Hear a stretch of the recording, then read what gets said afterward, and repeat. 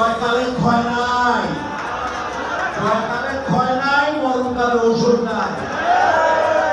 কোনো কাজ হবে না, এই সরকারের বিরুদ্ধে গিয়ে কোনো কাজ হবে না। এখন জয়কাল, জয়কাল, জয় বাংলা।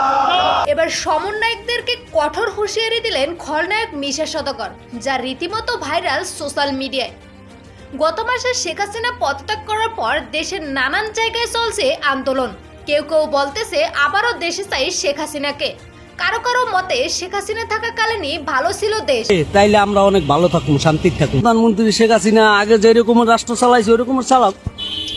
এরই মধ্যে মিশা সওদাগরের একটি ভিডিও সামাজিক যোগাযোগ মাধ্যমে বেশ আলোচনায়, যেখানে রীতিমতো হুঙ্কার দিতে দেখা যায় এই খলনায়ককে। কাজ হবে না, এখন জয়কাল।